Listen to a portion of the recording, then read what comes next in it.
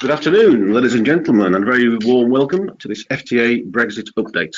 I'm Steve Hobson, the editor of Motor Transport. I'm down here in the FTA Nerve Centre in Tunbridge Wells with James Hookham, the Deputy Chief Executive and all-round Brexit expert, I would say, really. There can't be many more people more knowledgeable about the implications of Brexit than James. We have constant updates from the FTA, for which we're very grateful, and this is your chance to find out what's happening, what the implications are, and what you can do to prepare for Brexit.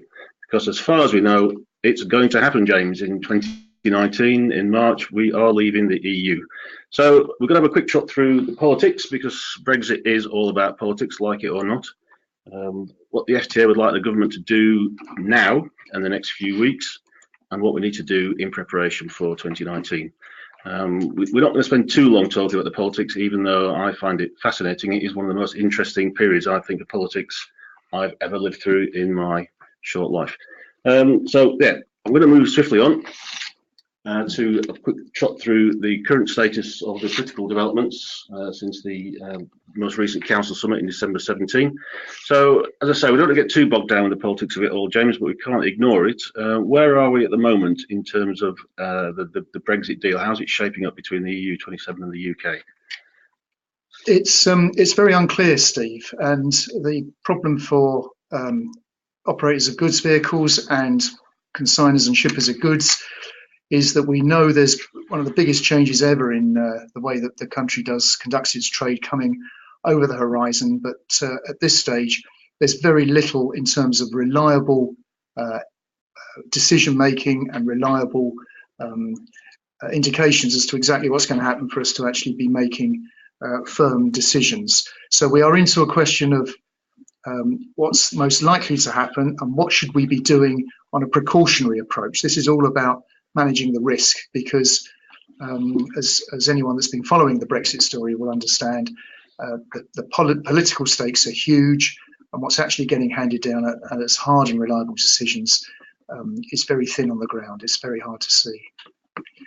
So we had a bit of a breakthrough, didn't we, back in December, where at least we started to feel that some progress was being made. The big EU summit on the 15th of December was where it was agreed that sufficient progress, that phrase was used a lot during the autumn, but sufficient progress had been made on the three key issues that the European Union had made their top priority. That was, how much was the UK going to actually pay them, because Britain is one of the biggest financial contributors to the EU. So our decision to leave left a big hole in the budget. Absolutely key to this industry's concerns, of course, what about the non-UK EU nationals that are here already and working for us already? What will happen to them? Will we still be able to employ them? And if so, under what conditions?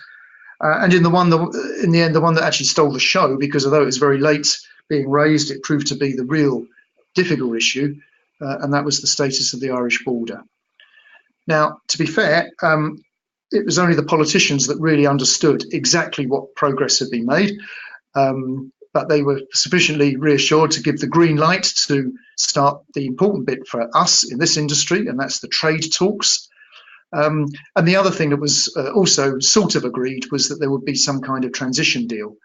But the frustrating thing was very little reliable detail was given.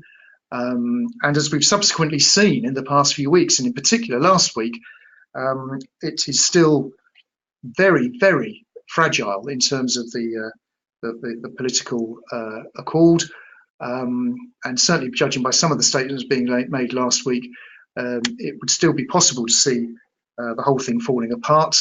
And therefore, at this stage, we are still making it very clear to our members and to MT readers that the prospect of a no deal, and that's just simply Britain walking away without any kind of trade deal, remains a real prospect. It remains on the table. And is something that we do as businesses need to take really seriously, and we'll say a little bit more about that in just a while.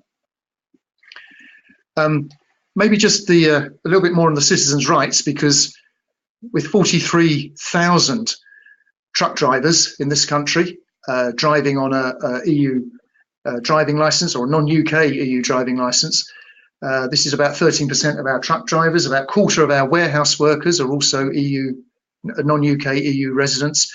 So the question of EU workers' rights to continue working and UK employers' rights to continue employing them are really key. And although this was probably the one that they've got closest to agreeing, there is still not a legally binding agreement where we at FTA can advise you as employers that you can write to your members now and write to your EU workers now and say, yes, everything's sorted out, you can stay. We're not at that point yet.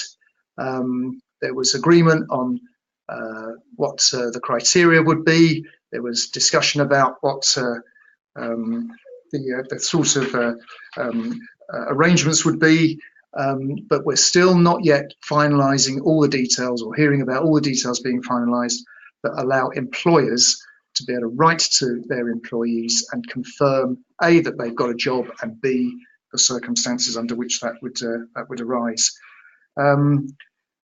That is certainly something we're pushing very hard for clarity on, simply because, quite apart from all the issues around freight, these are people's lives we're dealing with. And any employer will know the importance of being able to go to employers and give them that kind of assurance. James, do you think the government recognises the importance of logistics workers in the UK? I mean, they talk about protected, high priority employment status, and I suspect by that they mean doctors, bankers and lawyers. Do they understand that we also need warehouse workers and drivers, or is that a message they haven't quite got yet?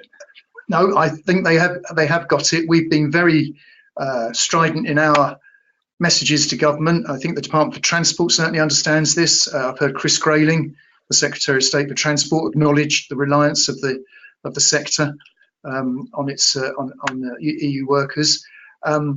Last summer, the Home Secretary, Amber Rudd, commissioned quite a far-reaching survey of migrant workers from the Migration Advisory Committee. We're calling for an early report on that because we think that will give the very stark numbers, not just in the logistics, but also in other sectors as well. But that technically isn't scheduled to report until well into the autumn, by which time it could possibly be too late.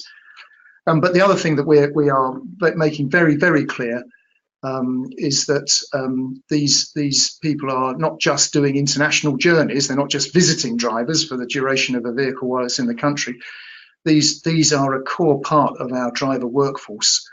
And whatever the longer term arrangements might be, we need them certainly to continue driving after Brexit for the foreseeable future. The supply chains would just stop if that were the case. I mean, strikes me the government's backed itself into a bit of a corner, because one of the cornerstones of the Leave campaign was we're going to take control of our borders, and the Conservative Party is still committed to this idea of getting net migration down, below 10,000, well, 100,000, quite low anyway. 100,000, yeah. 100,000. So it seems to me that the centrepiece of leaving the EU is to reduce migration, even though we need these people. So, as like many things with Brexit, it seems a difficulty in squaring the circle that we need these people, and yet politically the government's committed itself to reducing net migration to below 100,000. It seems crazy.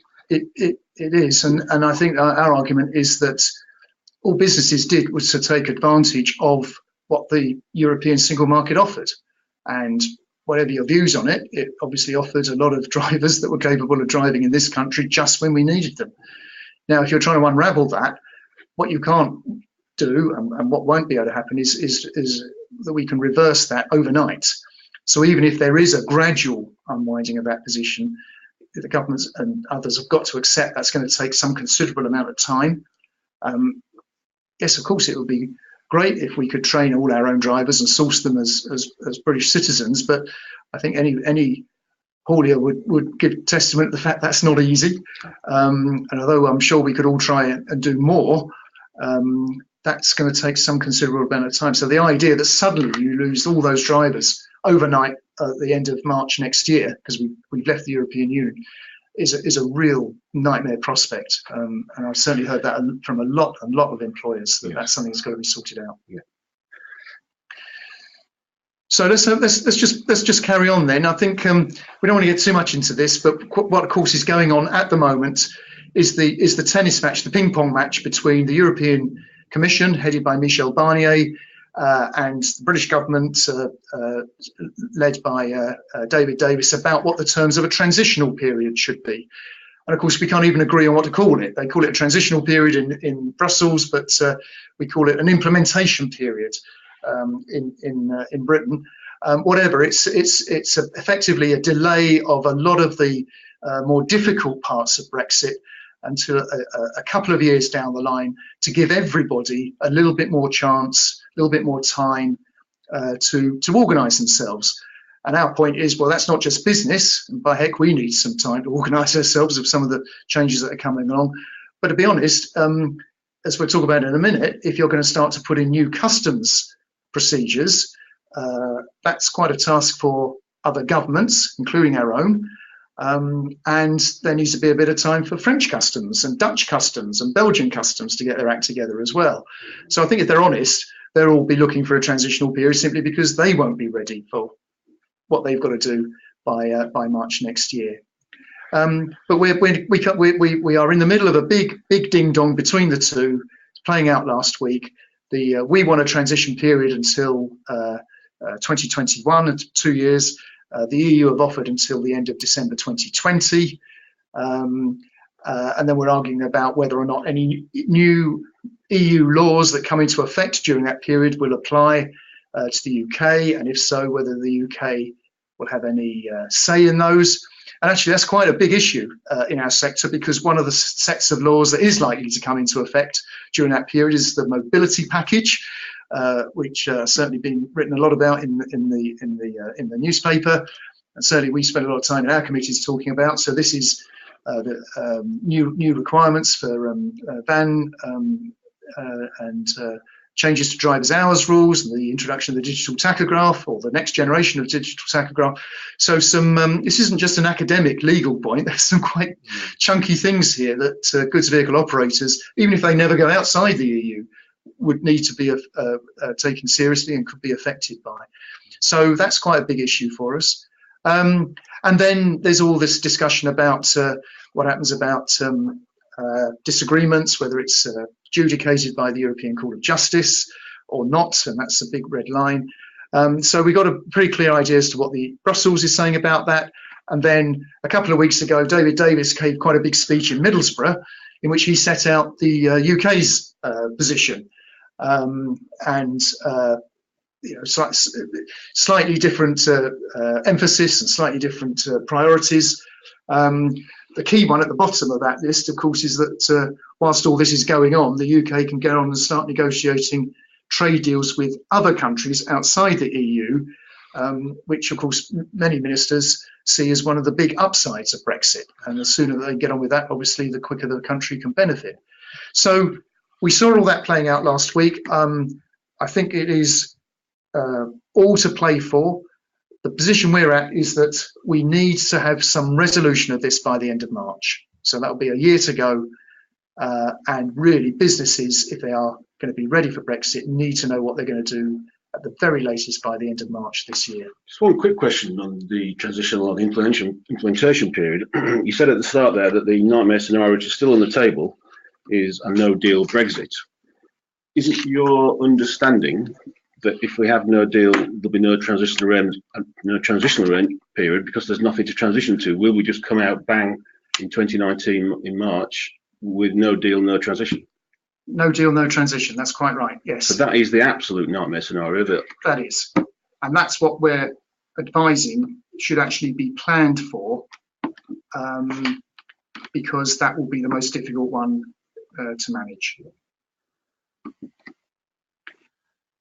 So,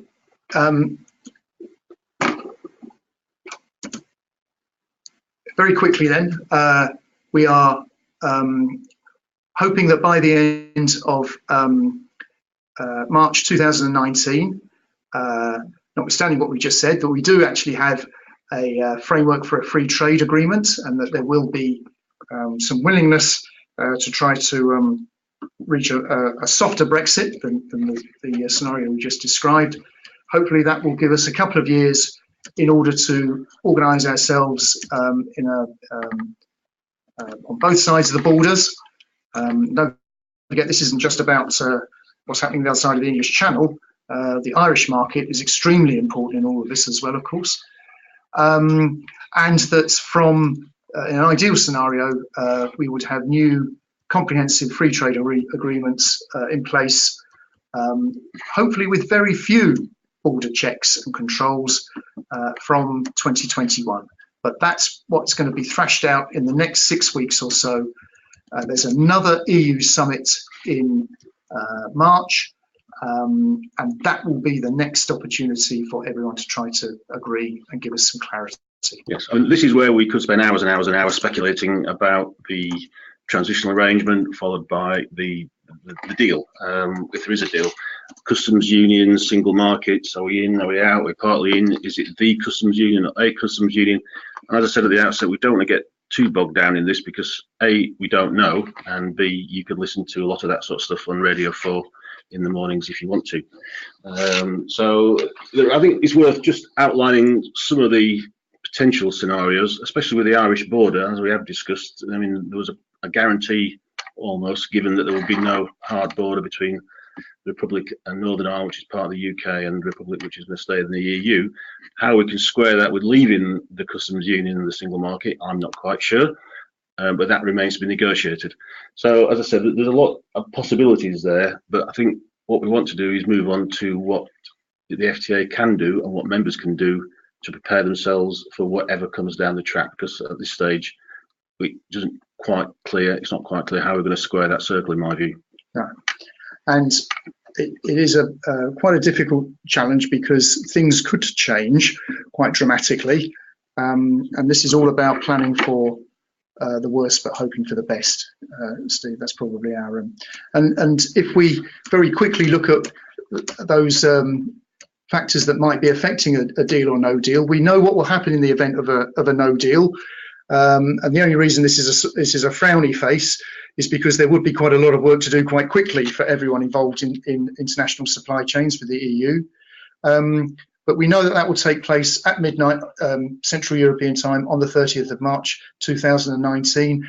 And every indication is that from that date, French, Belgian, Dutch customs, Spanish customs, wherever you're heading, your freight is heading to on the European Union, and indeed Irish customs, will commence imposition of customs checks and imposition of duties from that time, at that point in time. So that's a absolutely cast iron guarantee if there is no deal.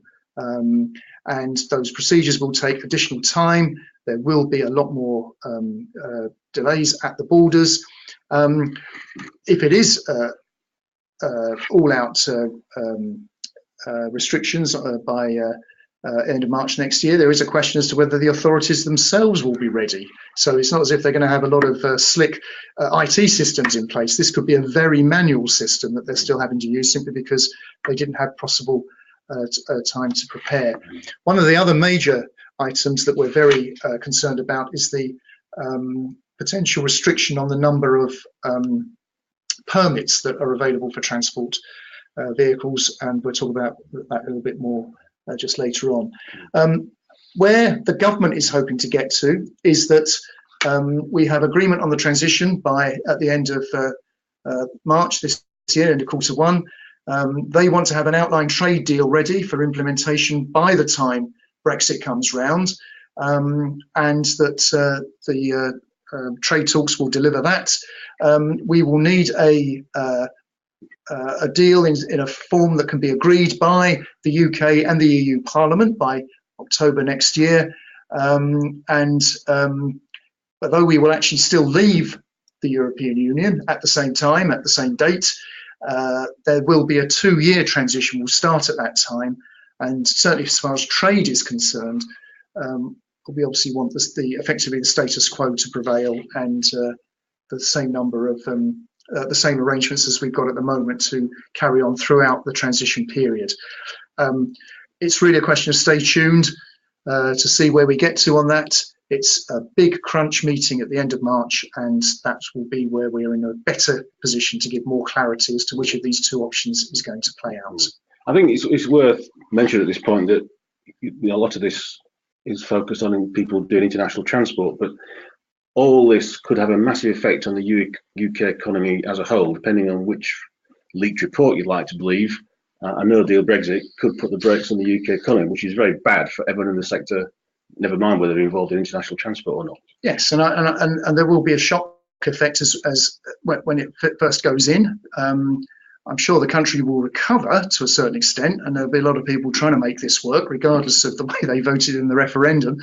But yes, you're right. There is a danger that it actually has an impact across the whole economy. So even if you never trade outside the UK, you could still find business sentiment down and people not making the investments and certainly hiring the kind of services that they were before. Yeah, well, I think before we get too gloomy, I think we discussed earlier, and many times before, this is an opportunity for the industry as well. It's not all doom and gloom. Whatever happens, the companies who prepare for this and get ready for it will have an edge in the post-Brexit world. I think that's what the message is today: is get ready, because we don't know what's coming down the track, whether it's a no deal, good deal, bad deal. But the companies who prepare now, yes, will have an advantage. And we are certainly encouraging those that can make the sort of investments and make the sort of decisions now to see this as an opportunity to add value to the services they offer.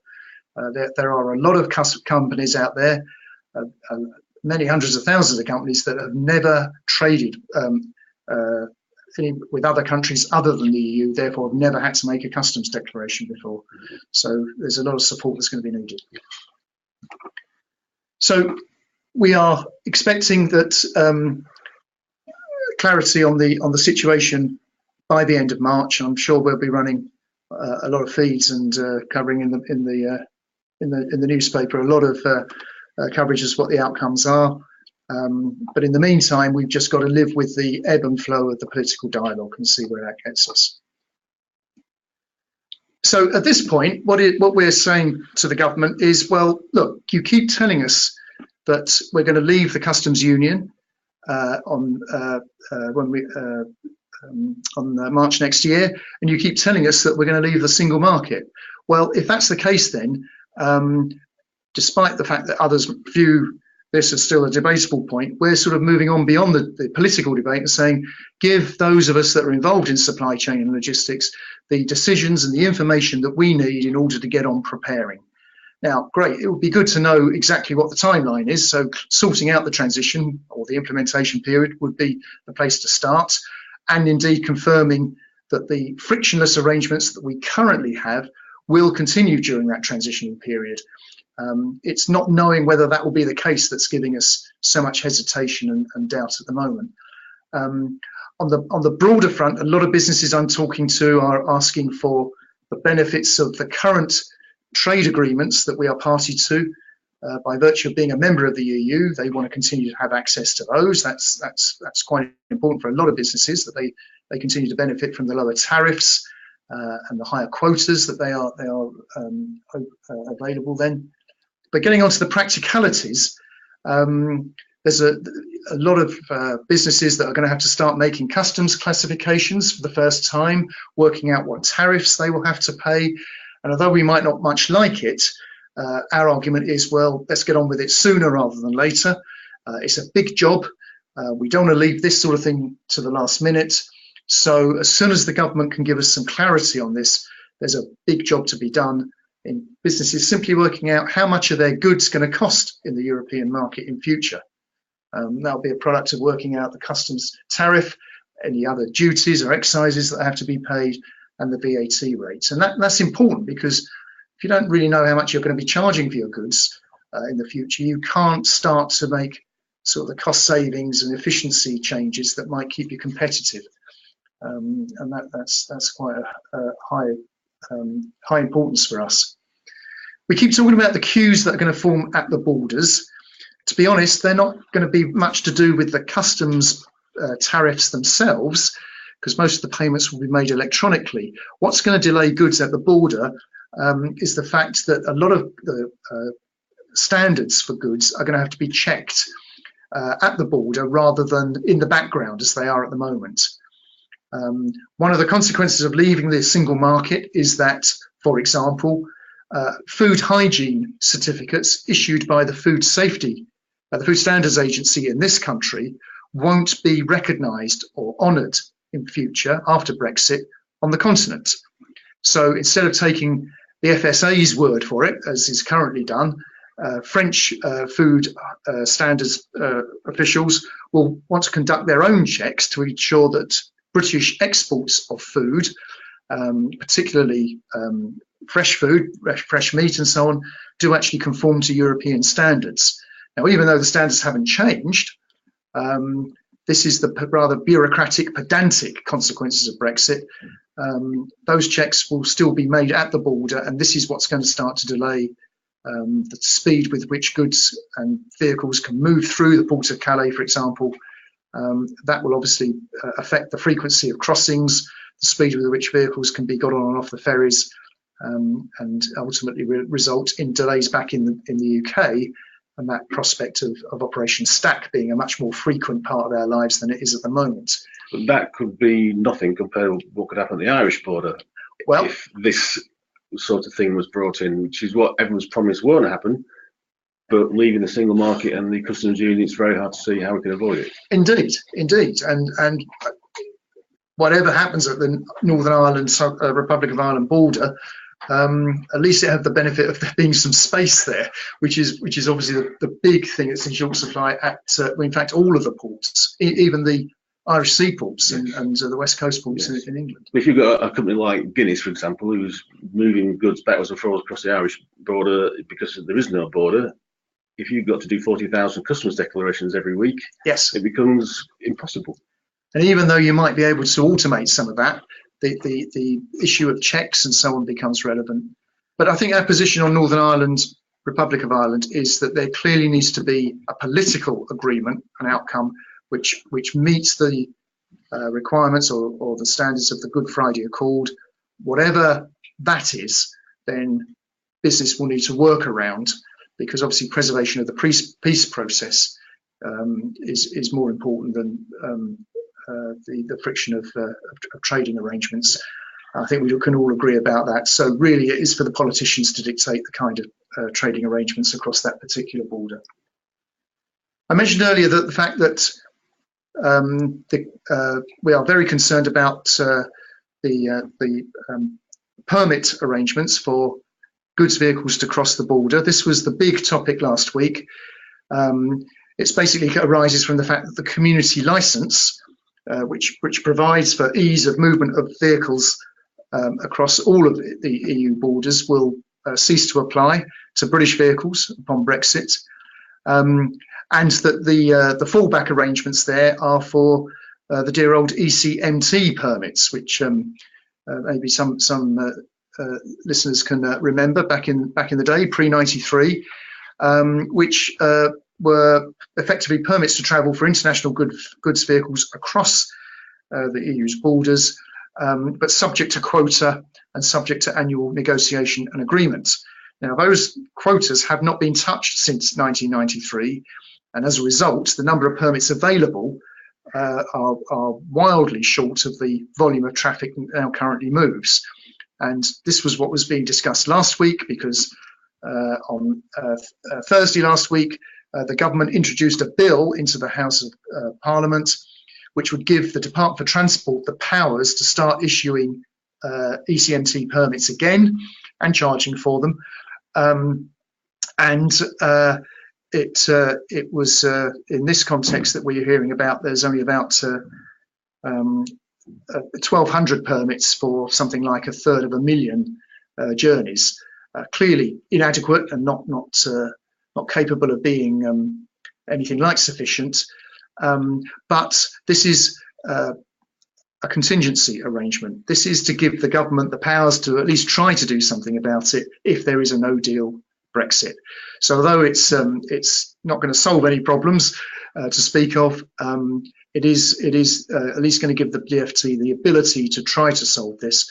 There's a long way to go on this at the moment, but what was done last week in the House of Commons was actually a sensible contingency, and it would have been irresponsible for the DfT not to have done it, to have simply carried on as if everything was going to be all right. But watch this one, because this is going to be a real showstopper unless it can get resolved, because permits to travel are very easy to enforce. No permit, no go.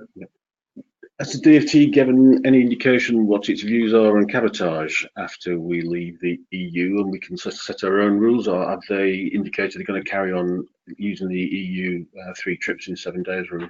The meetings, the conversations I've had with the Secretary of State on this have suggested he's actually open-minded, and that in due course he will ask the industry for their views. And I suspect he'll obviously ask the haulage industry, but I suspect he'll also ask shippers and consigners, manufacturers, retailers, and so on, who obviously make good use of the foreign trucks that are in the country. So I think that's a good question, Steve, and it'll be one that they'll come back to a little bit later in the year. So just as there's an issue with whether or not the trucks will have a permission to cross the border, we mustn't forget the drivers as well. And you're going to get bored of me saying this, but again, recognition of the vocational driving license, the pink EU driving license, and the driver CPC certificate or the qualification card, all of which was under various EU directives. That recognition will cease on Brexit, and unless the politicians put back something to replace it, a separate agreement to carry on recognising each other's licenses, then the drivers won't be able to accompany the vehicles on across the border either. So it sounds a little bit pedantic, and I do get worried that we're sometimes seen as trying to almost pick apart Brexit and make it fail. But actually, this is really important. This thing does get sorted out, because it's just the sort of thing that could slip through and not be noticed and could cause unmitigated misery, not only for operators and their customers who own the goods in the back, but actually for the poor old drivers themselves who have turned up expecting that to be able to get across the border, and then find it because their driving license or their DCPC card isn't recognised, that they are the ones that cause the failure of the load to travel. And again, this is a political settlement. We've got to make sure this is up the agenda. This is sorted out as part of the trade agreement, so that trade can keep flowing. One little thing on the driver CPC I heard the other day, that if you are currently employing an EU driver and they did the driver CPC in the UK, that will no longer be recognised. I did hear that there's a proposal that if you employ, let's say, a Romanian driver, he has to do his driver CPC in Romania for it to be valid with his licence. Is that true? That seems quite bizarre. Well, that would be a consequence of the British system no longer being recognised. So he wouldn't have to necessarily do it in Romania. He just would have to do it somewhere in the EU 27. Right. So he could go to Ireland or indeed in France. And this sounds. I remember when one of our committees first heard about this, there was disbelief that it would come to this. But when Monsieur Barnier and his team stand up and say, no, the UK becomes a third country on the date of leaving Brexit, this is the sort of thing he means. You cannot assume that any of the arrangements that were made under EU directives and EU regulations will continue, because the default position, the starting position is, well, no, they don't. And if you want them to, then you've got to include those in the negotiations. And this agenda that you've got on the screen here is FTA's agenda for government for the next few weeks. We've got to make sure that all of these issues are picked up at the right point in the negotiations, because without these, Britain will stop. Britain will stop trading with the European Union. And obviously it's our mission to try to keep Britain trading. So let's move on. Let's keep this positive, though, because there are some things that the government can do that will help. And it's a question of reading across, in many cases, from a lot of the facilitations and the easements that are available for trade with the rest of the world, and starting to apply them to the EU trade. So one of the easy things that the government could do, so we think, and so we're encouraging them to do, is to sign up to something called the Common Transit Convention. This is basically an international agreement which allows goods to be moved inland away from the ports area before they're subject to customs checks and custom tariff payments. Well established, widely used for trade with the Far East, for example, boxes coming into Felixstowe, coming to Southampton and London Gateway and Liverpool and so and the government has already said that it would sees the merit in doing this, and signing up to it. Our message is, well, get on with it, because getting that kind of clarity and certainty would certainly help businesses plan and prepare, and would go a long way to avoiding some of the congestion at the borders. I hear a lot of hauliers asking, well, should we become authorised economic operators, AEOs? There's a few companies who already achieved that. And at the moment, if you become an AEO in this country, then because it's an EU scheme, it's recognised elsewhere in the European Union. Guess what? After Brexit, British AEOs don't become recognised unless there is a mutual recognition agreement put back in place. So we think that would be a good thing for the government to prioritise. Again, it might give certainly importing businesses a bit of a fast track through the customs arrangements. VAT, when VAT becomes payable, is a subject of hot debate. Again, unless there's a separate agreement reached, you'll have to be paying all the VAT on goods that are imported at the border as the goods are landed in the country. And that would impose quite a big cash flow hit on certainly lots of small businesses. So we're putting that one on their list, on our shopping list as well. And then it comes down to sort of practical help. Just what can the government do to help hauliers and traders and other businesses to get through this deluge of new requirements and red tape? So, you know, sort of one-stop shop for traders, just somewhere where they can go, phone calls, knowledgeable people to help talk them through it, help desk and support, especially for the very large number of people that will be doing all this for the first time, or, you know, some kind of small medium enterprise office, just something set up for those businesses that don't have the specialists and expert support in the businesses. And again, are just wondering how on earth they're going to cope. So some practical advice coming forward from government we feel would be very helpful. Because a lot of this will be required, even if we get the best deal possible, as close to a customs union as we have, all this will still be needed after we leave the EU. It will, and it would be something that I'm sure would be got round to in the fullness of time. Our message here is, well, no, you need to do this before we actually leave, yes, if you possibly can. Yeah. One of our favourite sayings here at FTA is that there are two sides to every border. So although we've talked a lot about what the UK government can do, there's of course a border check to go through once you get to France or Belgium or Spain or indeed to Ireland. And those customs agencies need to up their game as well and get ready for Brexit. And they need to be able to handle a much greater increase in the number of declarations. And we've seen stories recently of, for example, French customs recruiting a lot more people. Certainly Dutch customs, I think, are alive to this and will probably be more capable of using electronic systems. And we know from our own conversations in Dublin that Irish customs see the challenge ahead. But it's important that that's done in unison, that they're working with the UK to make sure that whatever easements might be available in Britain are also available in the EU 27 with this bilateral engagement. And one of the things that we are not ashamed in saying to our counterpart organisations in Ireland and on the continent is, well, look, you know, there are businesses that are outside the UK that are going to be either customers or suppliers of British businesses. They are going to be affected by Brexit as well. And whatever their political views, surely, you know, it's not in their interest just to sit back and wait for their current trade with UK businesses just to suddenly come under pressure and start to become a lot less efficient. We need them to start putting pressure on their governments, on their customs agencies to ensure continuity of trade.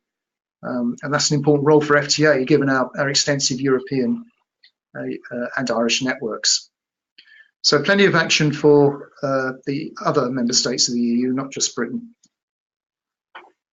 And then what about members of the FTA and readers of motor transport? What is it that they can do? Well, yes, we are waiting for a lot of decisions to be made, but one of the things that we do if you trade, we do recommend is if you do trade extensively with the either with Ireland or the continent, take this seriously, get people working on this, get people thinking about this, sort out exactly what goods movements are actually moving between the UK and the continent and or the Irish Republic.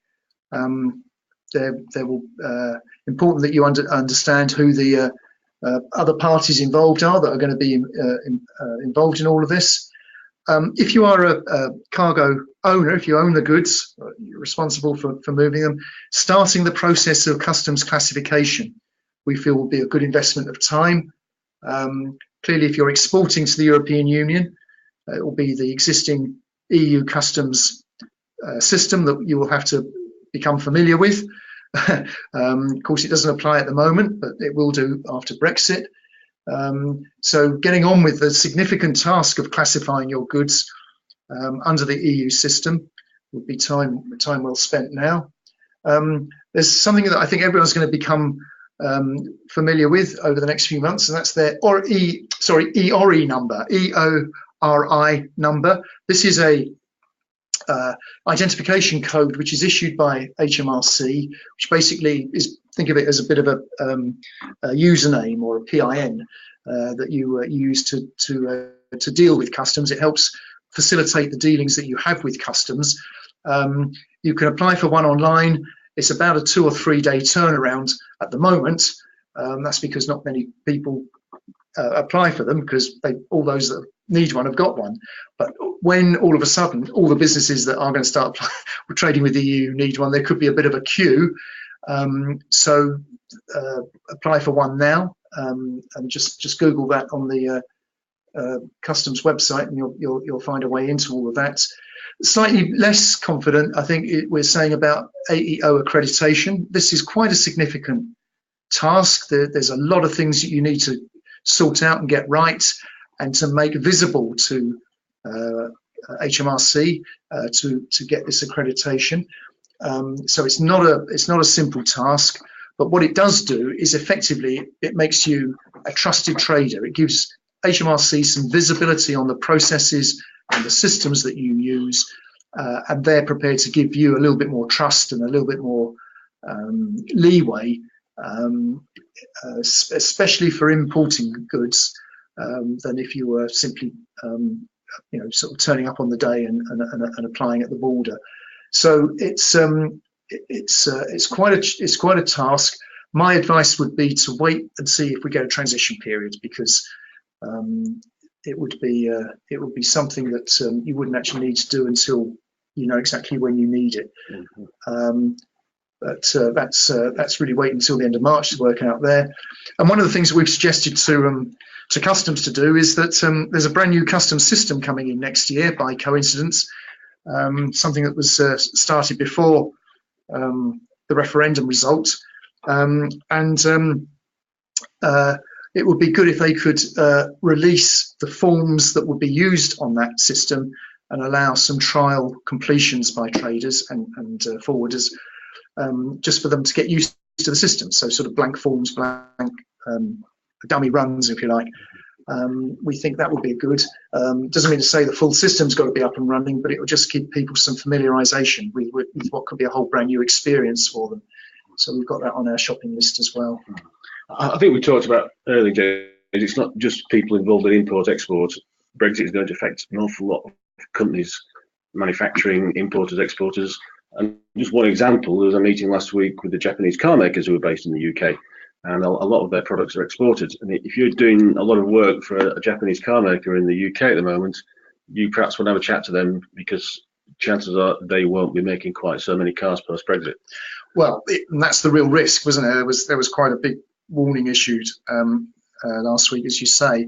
I think that the task that we've got in the supply chain sector is, notwithstanding how we voted in the referendum, notwithstanding our views on the European Union, we've got to see if we can make Brexit as smooth and as trouble-free as possible.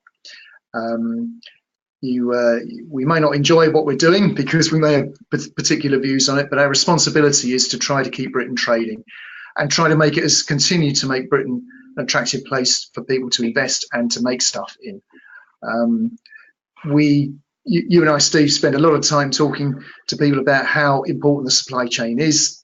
And I think this is one of your examples of how this is an opportunity for everybody in supply chain logistics to step up.